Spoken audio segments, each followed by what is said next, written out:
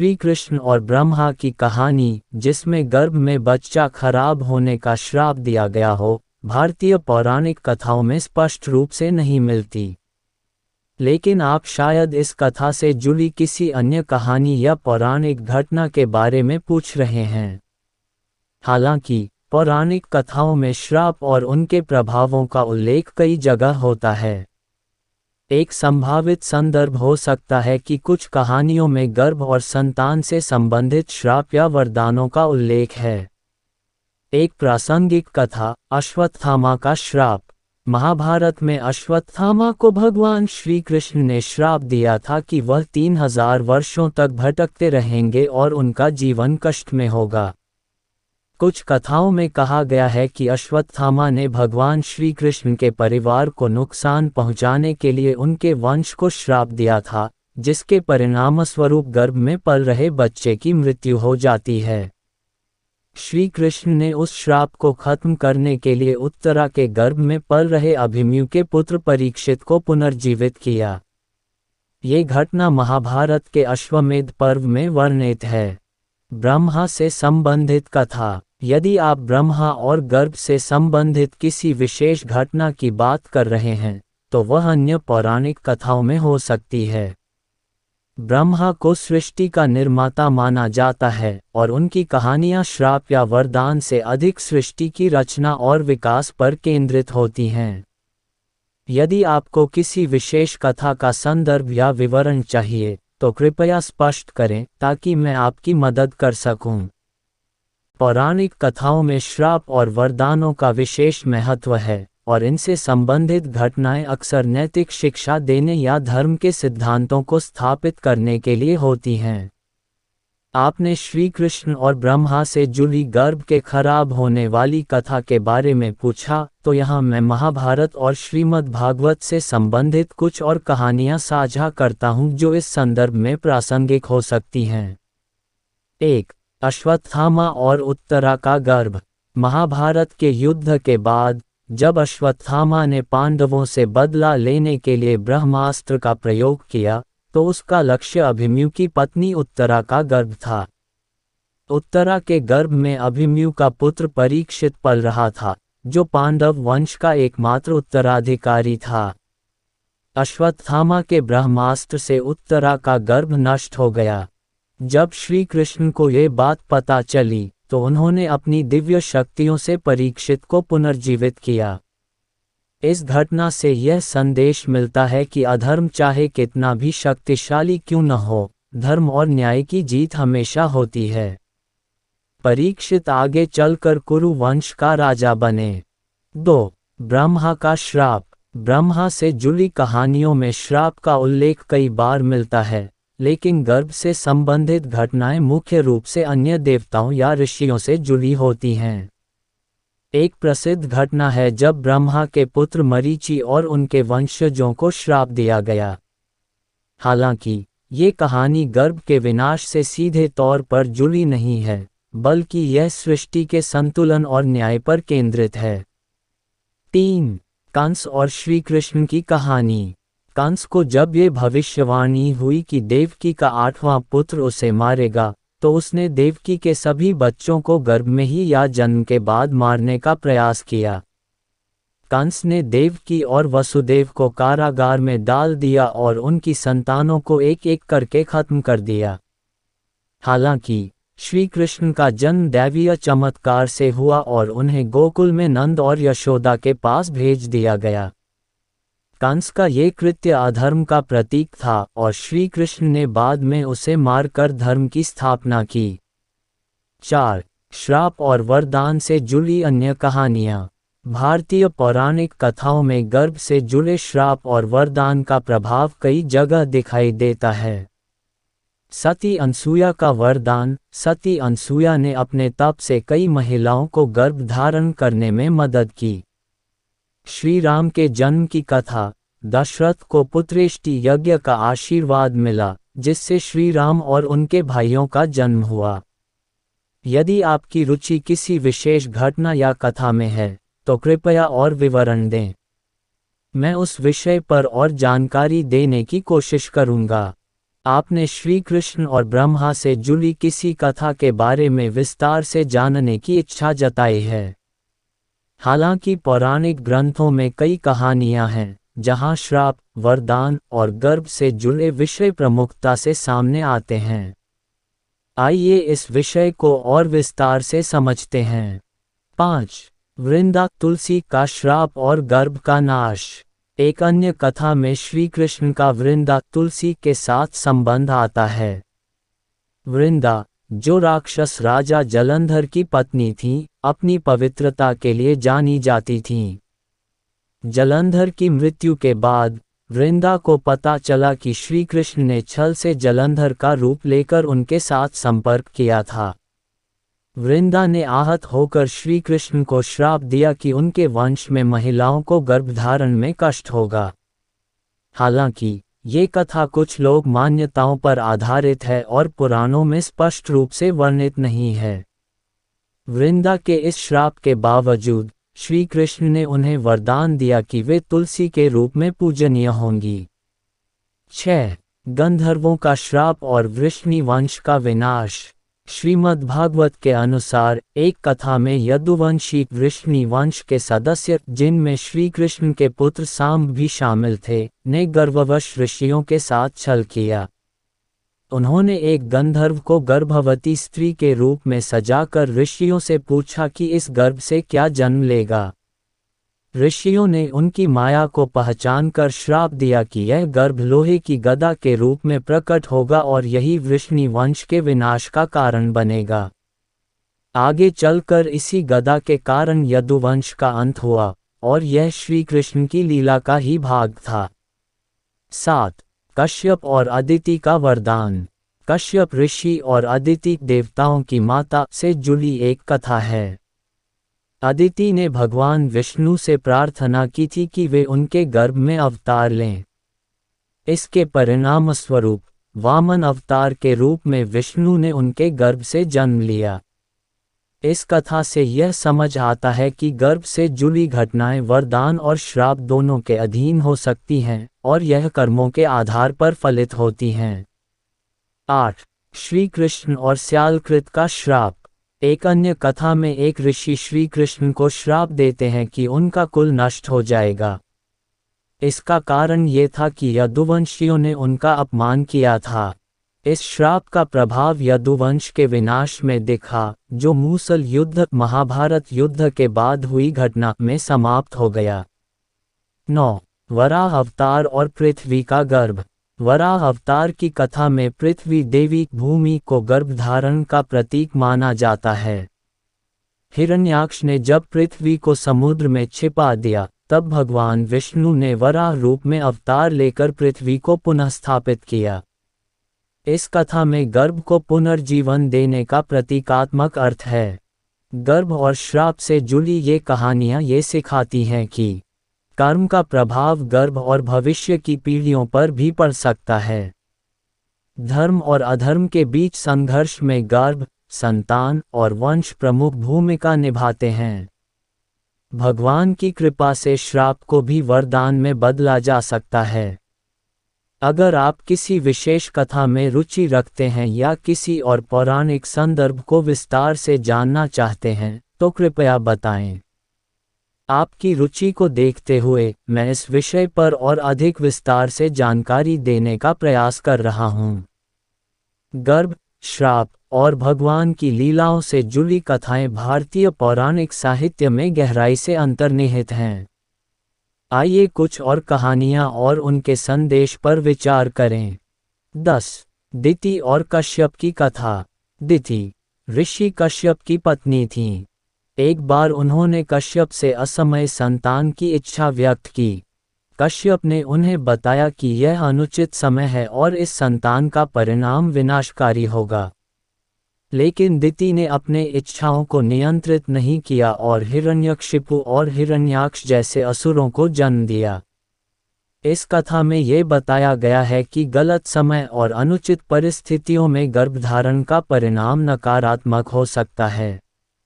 ये संदेश भी मिलता है कि संयम और धर्म का पालन करना आवश्यक है। 11. श्री कृष्ण और शिशुपाल की जन्म कथा। शिशुपाल, जो श्री कृष्ण का चचेरा भाई था, अपने पिछले जन्मों में भगवान विष्णु के द्वारपाल जय विजय में से एक था। उसे एक ऋषि के श्राप के कारण 3 जन्मों तक भगवान के शत्रु के रूप में जन्म लेना पड़ा।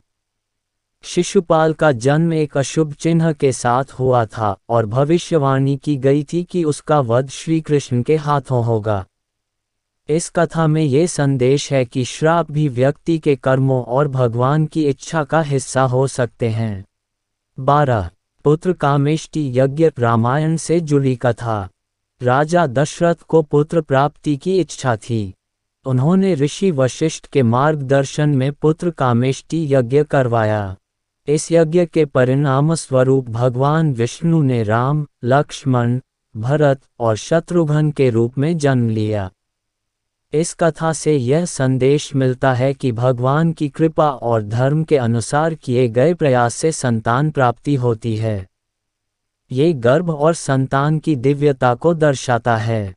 13. अगस्त्य ऋषि और लोपामुद्रा। अगस्त्य ऋषि और उनकी पत्नी लोपामुद्रा की कथा भी गर्भ और संतान के महत्व को दर्शाती है। ऋषि अगस्त्य ने अपने तपोबल से अपनी पत्नी को गर्भधारण का आशीर्वाद दिया, जिससे एक महान ऋषि का जन्म हुआ। इस कथा से यह संदेश मिलता है कि संयम और तपस्या से श्रेष्ठ संतान का जन्म हो सकता है। 14. अभिमन्यु और चक्रव्यूह। महाभारत में अभिमन्यु ने चक्रव्यूह का ज्ञान अपनी मां सुभद्रा के गर्भ में रहते हुए प्राप्त किया था। श्री कृष्ण ने सुभद्रा को चक्रव्यूह के भेदन का ज्ञान दिया, लेकिन सुभद्रा सो गईं और अभिमन्यु को केवल आधा ज्ञान प्राप्त हो सका। इस कथा से यह सिद्ध होता है कि गर्भ में भी शिक्षा और ज्ञान का प्रभाव पड़ता है। 15. कंस के भय से गर्भ का नाश। जब कंस को यह भविष्यवाणी हुई कि देवकी का 8वां पुत्र उसे मारेगा, तो उसने देवकी और वसुदेव को कारागार में डाल दिया। उसने देवकी के पहले 7 पुत्रों को या तो गर्भ में ही समाप्त कर दिया या जन्म के तुरंत बाद मार दिया। लेकिन भगवान विष्णु ने अपनी माया से देवकी के 7वें गर्भ बलराम को रोहिणी के गर्भ में स्थानांतरित कर दिया। ये घटना भगवान की दिव्य लीलाओं और अधर्म के विनाश की प्रतीक है। 16. भविष्य के गर्भ से जुड़ी कथाएं। पौराणिक कथाओं में गर्भ को भविष्य की घटनाओं का प्रतीक माना गया है। जब जब कोई असुर या राक्षस पैदा होने वाला होता है, तो ऋषि मुनि उसकी भविष्यवाणी करते हैं। इसी प्रकार जब कोई अवतार जन्म लेता है, तो देवता पहले से संकेत देते हैं। 1. कर्म का प्रभाव। श्राप और वरदान व्यक्ति के कर्मों का परिणाम होते हैं। गर्भ भी इन प्रभावों का माध्यम बनता है। 2. गर्भ की पवित्रता। गर्भधारण को धर्म और अध्यात्म से जोड़कर देखा गया है। 3. धैर्य और धर्मपालन। श्राप के बावजूद भगवान की कृपा से सब कुछ संभव है। यदि आपके पास कोई विशेष कथा का संदर्भ है या आप किसी और विषय में गहराई चाहते हैं, तो कृपया बताएं। पौराणिक कथाओं में गर्भ, श्राप और भगवान की लीलाओं से संबंधित घटनाएं अत्यंत गहरी और विविध हैं।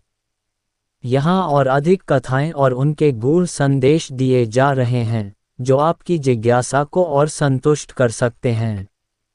17. गर्भ में हिरण्यकशिपु और प्रहलाद की कथा।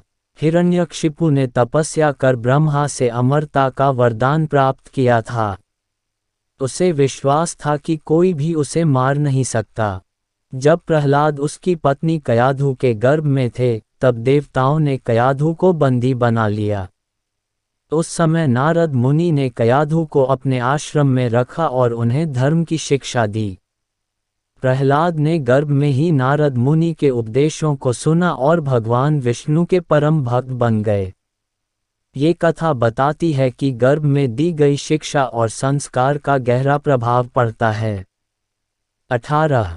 वसुंधरा का श्राप और पृथ्वी के गर्भ का बोझ।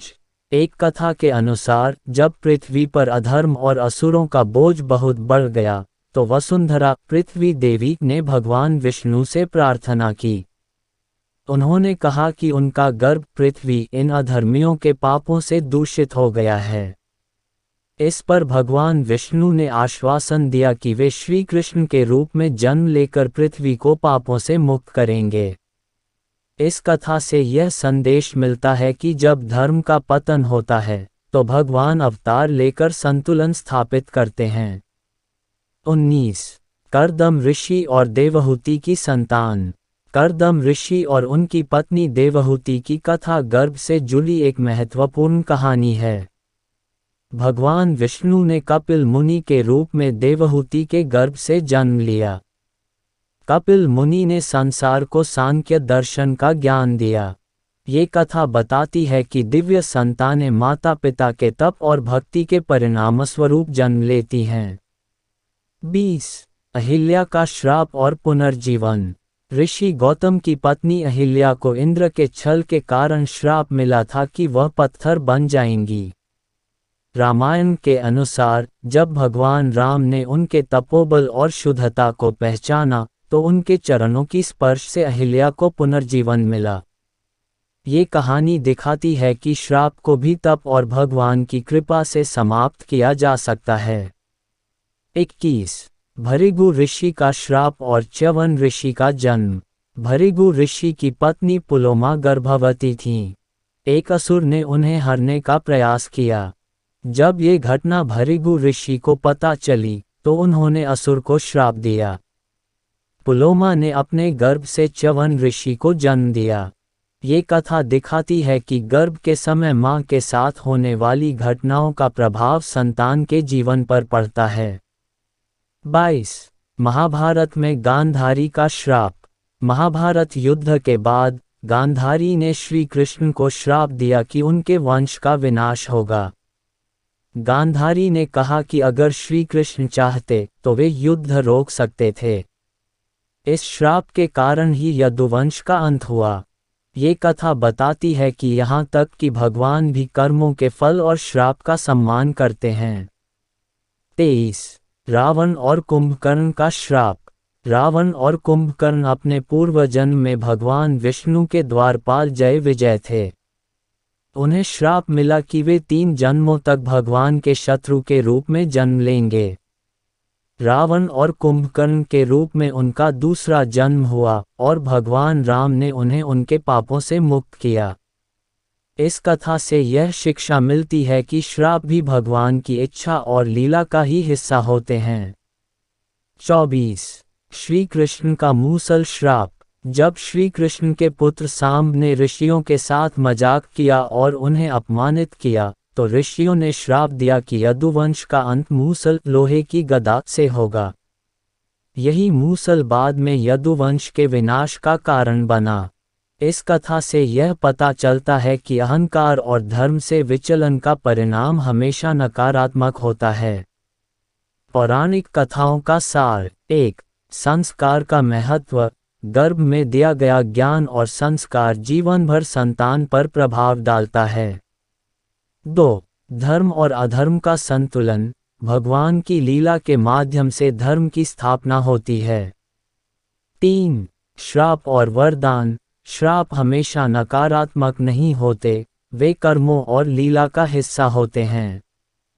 4 गर्भ का पवित्र स्थान। गर्भ को जीवन और सृष्टि का आधार माना गया है और इसे हमेशा आदर के साथ देखा गया है। यदि आप इस विषय पर और अधिक जानना चाहते हैं तो कृपया बताएं। मैं आपकी जिज्ञासा को और संतुष्ट करने के लिए तत्पर हूँ। 6 आपकी रुचि को देखते हुए मैं इस विषय पर और गहराई से जानकारी साझा करता हूँ। भारतीय पौराणिक कथाओं में गर्भ, श्राप और भगवान की लीलाओं का विषय एक गूढ़ और अत्यंत दिलचस्प पहलू है, जो कई बार जीवन के गहरे अर्थों और आत्मिक विकास को दर्शाता है। अब हम कुछ और कथाओं और उनके संदेशों पर विचार करेंगे। 25 ध्रुव और उसका तप। ध्रुव एक राजा का पुत्र था, लेकिन उसके सौतेले भाई के कारण उसे अपमानित किया गया। उसने भगवान विष्णु से आशीर्वाद पाने के लिए कठिन तपस्या की। उसकी तपस्या ने भगवान विष्णु को प्रसन्न किया और भगवान ने उसे उत्तम स्थान देने का वरदान दिया। ध्रुव के गर्भ में ही उसके पिता ने उसे सिखाया था कि वह निष्कलंक हो और भगवान विष्णु की भक्ति में ही अपने जीवन का उद्देश्य देखे। इस कथा से यह शिक्षा मिलती है कि सच्चे तप और भक्ति के द्वारा व्यक्ति अपने जीवन को शुद्ध कर सकता है। 26. द्रौपदी का जन्म और भगवान कृष्ण की लीला। महाभारत में द्रौपदी का जन्म एक विशेष घटना है। द्रौपदी के जन्म के समय यज्ञ हुआ था और यज्ञ के परिणामस्वरूप भगवान शिव के आशीर्वाद से उन्हें जन्म मिला। एक दिव्य पुत्री के रूप में जन्म लेने वाली द्रौपदी ने अपने जीवन में कृष्ण के साथ अनेक लीलाओं को अनुभव किया। इस कथा में ये संदेश मिलता है कि गर्भ से प्राप्त संतान को उनके पूर्व जीवन और उनके कर्मों का प्रतिफल मिलता है। द्रौपदी का जन्म और उनकी गाथा भगवान के विधान का एक हिस्सा है, जो शुद्धता और धर्म के साथ जुड़ा हुआ है। 27. कश्यप ऋषि और कद्रु का श्राप। कश्यप ऋषि की पत्नी कद्रु ने अपने पति से गर्भ में पल रहे नागों को जन्म देने का आशीर्वाद लिया। हालांकि कद्रु का गर्भाधान बहुत ही असाधारण था और उनके गर्भ में हजारों नाग उत्पन्न हुए। ये घटना दिखाती है कि ऋषियों के आशीर्वाद से कभी कभी गर्भ में विशेष शक्तियों का आविर्भाव हो सकता है। लेकिन इस कथा में श्राप का भी एक महत्व है, जब कद्रु ने अपने पुत्रों को असत्य बोलने के लिए श्राप दिया और इसके परिणामस्वरूप नागों का असमय विनाश हुआ। ये कथा दर्शाती है कि गर्भ से उत्पन्न शक्तियाँ बहुत प्रभावी होती हैं और उनका सही दिशा में उपयोग करना जरूरी होता है। 28. कुंभकर्ण का जन्म और रावण का श्राप। कुंभकर्ण और रावण दोनों ही भगवान शिव के भक्त थे और उनकी तपस्या से उन्होंने अमरता के वरदान प्राप्त किया था।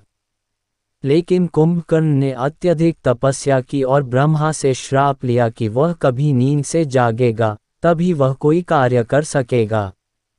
ये श्राप उसके जीवन के साथ जुड़ा था और उसका प्रभाव उसके जीवन पर पड़ा। कुंभकर्ण का जन्म एक असाधारण घटना थी और इसका गर्भ से जुड़ा पहलू ये बताता है कि तप और आशीर्वाद के प्रभाव से कई बार व्यक्ति की स्थिति बदल सकती है, लेकिन सभी शक्ति का सही उपयोग आवश्यक होता है। 29. ध्रुव और नारायण का आशीर्वाद। ध्रुव ने भगवान विष्णु के दर्शन के लिए कठोर तप किया और भगवान ने उसे दर्शन देकर उसका आशीर्वाद दिया। भगवान ने उसे एक दिव्य राज्य और स्थान देने का वचन दिया। ये कथा बताती है कि भगवान के प्रति अडिग विश्वास और साधना से व्यक्ति को अपनी सारी इच्छाओं का फल प्राप्त होता है। इस कथा का गर्भ से जुड़ा तत्व यह है कि एक सही उद्देश्य और भक्ति से प्राप्त संतान का जीवन उत्थान से भरा होता है, जो सिर्फ भगवान की कृपा पर निर्भर करता है। 30. राक्षसों का गर्भ और असुरों का जन्म। कुछ कथाओं में राक्षसों और असुरों के जन्म को भी गर्भ से संबंधित माना जाता है। असुरों और राक्षसों का उत्पन्न होना पौराणिक दृष्टि से उनके पापों और अधर्म के कारण होता है। उदाहरण स्वरूप हिरण्याक्ष और हिरण्यकशिपु का जन्म असुरों के गर्भ से हुआ था और वे भगवान विष्णु के भक्तों के शत्रु बने। इस संदर्भ में गर्भ को न केवल जीवन के स्रोत के रूप में देखा जाता है, बल्कि पापों और अधर्म के परिणाम के रूप में भी देखा जाता है।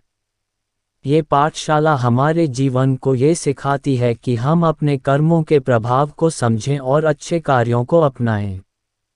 31. भगवान राम का गर्भ और जन्म। रामायण के अनुसार भगवान राम का जन्म दशरथ के पुत्रेष्टि यज्ञ के परिणामस्वरूप हुआ था। दशरथ ने यज्ञ से प्राप्त प्रभु के आशीर्वाद से राम, लक्ष्मण, भरत और शत्रुघ्न को जन्म दिया। इस कथा से यह ज्ञात होता है कि दैवीय आशीर्वाद से ही कोई संतान जन्म लेती है। साथ ही यज्ञ और तप से संतान का चरित्र निर्मित होता है। ये गर्भ से जुड़ी कहानी इस सिद्धांत को भी सिखाती है कि अच्छा आशीर्वाद और तप संतान के जीवन को ऊंचा बना सकते हैं और भगवान के आशीर्वाद से जीवन की समस्याओं का समाधान मिलता है। 1. कर्मों का प्रभाव। गर्भ में जो संस्कार होते हैं वे संतान के जीवन को आकार देते हैं। 2. धर्म का पालन। गर्भ से जुड़ी कथाओं में भगवान के आदेश और धर्म का पालन करना सर्वोत्तम होता है। 3.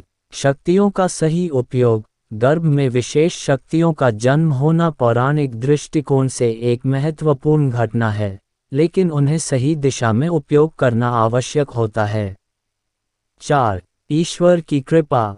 भगवान की कृपा से श्राप भी वरदान में बदल सकते हैं और जीवन के पथ पर आने वाली कठिनाइयों को दूर किया जा सकता है।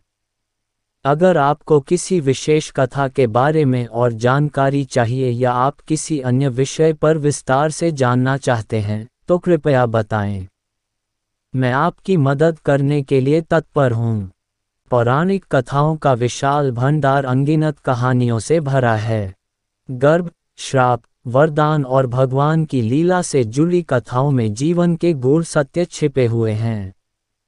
यहाँ कुछ और कथाओं को प्रस्तुत किया जा रहा है जिनमें गर्भ और श्राप का विशेष संदर्भ है। 40. त्रिशंकु का श्राप और स्वर्ग की खोज।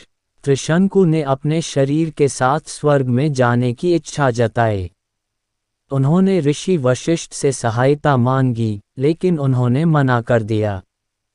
तब उन्होंने वशिष्ठ के पुत्रों को श्राप दिया और बदले में वशिष्ठ के पुत्रों ने उन्हें श्राप दे दिया कि वे स्वर्ग नहीं जा सकेंगे। त्रिशंकु ने अंततः विश्वामित्र से सहायता मांगी। विश्वामित्र ने अपनी तपस्या के बल पर त्रिशंकु को स्वर्ग भेजा, लेकिन देवताओं ने उन्हें वहां से गिरा दिया। तब विश्वामित्र ने एक नया स्वर्ग त्रिशंकु स्वर्ग बनाया। ये कथा सिखाती है कि अहंकार और अनुचित इच्छाओं का परिणाम श्राप हो सकता है, लेकिन ईश्वर की कृपा और तपस्या से नई संभावनाएं भी उत्पन्न हो सकती हैं। 41. द्रोणाचार्य और अश्वत्थामा का श्राप। द्रोणाचार्य के पुत्र अश्वत्थामा को गर्भ से जुड़ा एक कठोर श्राप प्राप्त हुआ था। जब उन्होंने युद्ध के दौरान ब्रह्मास्त्र का गलत उपयोग किया, तो भगवान कृष्ण ने उन्हें श्राप दिया कि वे 3000 वर्षों तक मृत और जीवित के बीच की स्थिति में रहेंगे। ये कथा बताती है कि ज्ञान और शक्ति का दुरुपयोग विनाशकारी होता है। गर्भ, जीवन और मृत्यु के बीच के इस श्राप ने अश्वत्थामा को चेतावनी दी कि अधर्म का अंत हमेशा दुखद होता है। 42. भरत का गर्भ में वैराग्य। भगवान विष्णु के अंशावतार ऋषभदेव के पुत्र भरत का जन्म गर्भ में ही वैराग्य भाव के साथ हुआ था। गर्भावस्था के दौरान उनकी माता ने धार्मिक और पवित्र जीवन का पालन किया, जिससे भरत ने धर्म और सत्य का मार्ग अपनाया। ये कथा ये सिखाती है कि गर्भ के दौरान माता के आचरण और विचारों का संतान पर गहरा प्रभाव पड़ता है। यही कारण है कि भारतीय संस्कृति में गर्भ संस्कार का महत्व दिया गया है। 43. शिव और कार्तिकेय का जन्म। कार्तिकेय, जो कि युद्ध के देवता हैं, का जन्म भगवान शिव और पार्वती के तप और यज्ञ से हुआ। देवताओं ने शिव और पार्वती से अनुरोध किया कि वे एक पुत्र को जन्म दें, जो असुर तारकासुर का वध कर सके। कार्तिकेय का जन्म ये संदेश देता है कि दिव्य संतान का जन्म समाज और धर्म की रक्षा के लिए होता है। ये कथा ये भी बताती है कि सही समय और उद्देश्य के साथ किए गए कार्य हमेशा फलदायक होते हैं। 44. कुंती और सूर्य देव का आशीर्वाद। कुंती को ऋषि दुर्वासा ने एक मंत्र दिया था, जिससे वह किसी भी देवता को बुला सकती थीं। कुंती ने उत्सुकतावश सूर्य देव को बुलाया और उन्हें कर्ण का गर्भ प्राप्त हुआ। लेकिन कर्ण का जन्म गोपनीय रखा गया और वह कुंती की संतान होने के बावजूद दुर्योधन का मित्र बन गया। ये कथा सिखाती है कि हमारे निर्णय और उनके परिणाम हमारे जीवन को कैसे प्रभावित करते हैं। कुंती की भूल ने कर्ण के जीवन को संघर्षमय बना दिया और यह भी दिखाया कि सत्य को छिपाने का परिणाम कितना गंभीर हो सकता है। 45. भागीरथ और गंगा का अवतरण। भागीरथ ने अपनी पूर्वजों की आत्मा को मोक्ष दिलाने के लिए गंगा को धरती पर लाने का संकल्प लिया। उनकी कठोर तपस्या के बाद गंगा धरती पर अवतरित हुईं। ये कथा ये सिखाती है कि गर्भ, धरती का गर्भ और जीवन दोनों ही तप और साधना से शुद्ध हो सकते हैं। गंगा का अवतरण ये भी दर्शाता है कि व्यक्ति के प्रयास और समर्पण से असंभव को संभव बनाया जा सकता। 46। श्रृंगी ऋषि का श्राप। राजा परीक्षित ने गलती से श्रृंगी ऋषि के तपस्या में विघ्न डाला, जिसके कारण ऋषि ने उन्हें श्राप दिया कि वे सर्पराज तक्षक के काटने से मरेंगे। परीक्षित ने श्राप के प्रभाव को कम करने के लिए भागवत कथा का श्रवण किया और मोक्ष प्राप्त किया। ये कथा बताती है कि श्राप भी एक प्रकार से व्यक्ति को मोक्ष की ओर ले जा सकता है, यदि वह अपने जीवन को धर्म और सत्य के मार्ग पर चलाए। 47। राम और शंबुक का श्राप। शंबुक एक शूद्र तपस्वी था, जिसने तपस्या के माध्यम से स्वर्ग प्राप्ति की इच्छा जताई। ये धर्म के विपरीत माना गया और राम ने उसे दंडित किया। ये घटना धर्म और सामाजिक व्यवस्थाओं के बीच संघर्ष को दर्शाती है। ये कथा ये सिखाती है कि कर्म और धर्म का संतुलन बनाए रखना आवश्यक है। समाज के नियमों का पालन करना और व्यक्तिगत इच्छाओं को नियंत्रित रखना महत्वपूर्ण है। 1. श्राप और वरदान दोनों कर्मों से जुड़े होते हैं। हर व्यक्ति को अपने कर्मों के परिणाम भुगतने पड़ते हैं। 2. गर्भ संस्कार का महत्व। माता पिता के संस्कार और विचार गर्भ में पलने वाली संतान को प्रभावित करते हैं। 3. धर्म और अधर्म का महत्व। धर्म के मार्ग पर चलने से श्राप भी वरदान में बदल सकता है। 4. तप और साधना का प्रभाव। तपस्या और साधना से जीवन में असंभव को भी संभव बनाया जा सकता है। 5. ईश्वर की लीला। भगवान की लीलाओं में गर्भ, श्राप और वरदान का महत्वपूर्ण स्थान है। अगर आप किसी विशेष कथा का विस्तार चाहते हैं या पौराणिक कथाओं के किसी अन्य विषय पर चर्चा करना चाहते हैं, तो कृपया बताएं। मैं और अधिक जानकारी साझा करने के लिए तैयार हूँ। पौराणिक कथाओं में गर्भ, श्राप और भगवान की लीलाओं से जुड़ी कई कहानियाँ और गूढ़ संदेश हैं। इनमें न केवल धर्म और अध्यात्म का महत्व है, बल्कि यह भी बताया गया है कि जीवन में कर्म, संस्कार और विचारों का गहरा प्रभाव पड़ता है। आइए कुछ और कथाओं को विस्तार से जानें। 48। अहिल्या का श्राप और राम का उद्धार। गौतम ऋषि की पत्नी अहिल्या को इंद्र ने छल से धोखा दिया। जब गौतम ऋषि को इस बात का पता चला, तो उन्होंने अहिल्या को श्राप दिया कि वह पत्थर बन जाएंगी। बाद में भगवान राम ने अपने चरणों से उन्हें इस श्राप से मुक्त किया। ये कथा ये सिखाती है कि भगवान की कृपा से कोई भी श्राप समाप्त हो सकता है। ये कहानी यह भी दर्शाती है कि तप, सत्य और समर्पण व्यक्ति को हर बाधा से मुक्त कर सकते हैं। 49। सती का त्याग और पार्वती का जन्म। सती ने अपने पिता दक्ष के यज्ञ में अपमानित होने के बाद अपना शरीर त्याग दिया। बाद में वह पार्वती के रूप में जन्मी। पार्वती ने भगवान शिव को पाने के लिए कठोर तपस्या की और अंततः वे उनकी पत्नी बनी। ये कथा ये सिखाती है कि आत्मा अजर अमर है और पुनर्जन्म के माध्यम से अपने उद्देश्य को प्राप्त कर सकती है। ये भी दर्शाता है कि तप और समर्पण से कोई भी लक्ष्य हासिल किया जा सकता है। 50। नल दमयंती की कथा। राजा नल और दमयंती की कहानी में काल ने नल को श्राप दिया था कि वह अपनी पत्नी और राज्य से दूर हो जाएगा। इस श्राप के कारण नल को कई कठिनाइयों का सामना करना पड़ा, लेकिन अपने धर्म और सत्य के प्रति अडिग रहते हुए उन्होंने अपने जीवन को पुनः प्राप्त किया। ये कथा ये सिखाती है कि कठिनाइयाँ जीवन का हिस्सा हैं, लेकिन धर्म और सत्य के मार्ग पर चलने से सभी बाधाएं पार की जा सकती हैं। 51। महाभारत में गांधारी का श्राप। महाभारत के युद्ध में अपने 100 पुत्रों की मृत्यु देखकर गांधारी ने भगवान कृष्ण को श्राप दिया कि उनके वंश का भी विनाश होगा। कृष्ण ने गांधारी के श्राप को स्वीकार किया और कहा कि यह धर्म की पुनर्स्थापना के लिए आवश्यक है। ये कथा ये सिखाती है कि श्राप भी भगवान की योजना का हिस्सा हो सकता है और उसका उद्देश्य मानवता के लिए लाभकारी हो सकता। 52 हरिश्चंद्र और सत्य की परीक्षा। राजा हरिश्चंद्र को ऋषि विश्वामित्र ने कठिन परीक्षा में डाला। उन्होंने अपना सब कुछ त्याग दिया लेकिन सत्य और धर्म का मार्ग नहीं छोड़ा।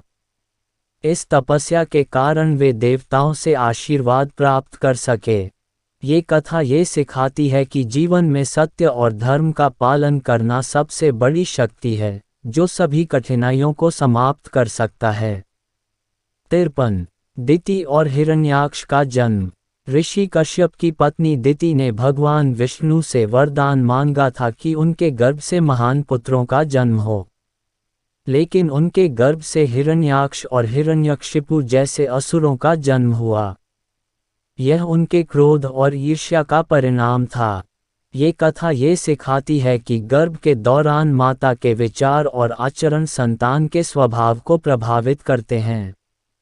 इसलिए गर्भावस्था में पवित्रता और सकारात्मकता बनाए रखना आवश्यक है। 54 दुर्योधन का गर्भ और गांधारी का आशीर्वाद। गांधारी ने भगवान शिव से 100 पुत्रों का वरदान मांगा था, लेकिन उनके गर्भ से एक लोथड़ा निकला, जिसे ऋषियों के आशीर्वाद से 100 पुत्रों में विभाजित किया गया। दुर्योधन का जन्म उसी का हिस्सा था। ये कथा ये सिखाती है कि इच्छाएं और वरदान भी अपने परिणामों के साथ आते हैं। ये भी दिखाता है कि अधर्म और क्रोध से जन्मी संतान समाज के लिए हानिकारक हो सकती है।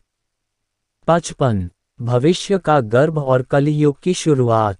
पौराणिक कथाओं में कहा गया है कि कलियुग का प्रारंभ गर्भ में ही हुआ। गर्भ से जुड़ी यह कथा ये दर्शाती है कि संसार में जो भी बदलाव होते हैं, वे धीरे धीरे अपने प्रभाव को दिखाते हैं।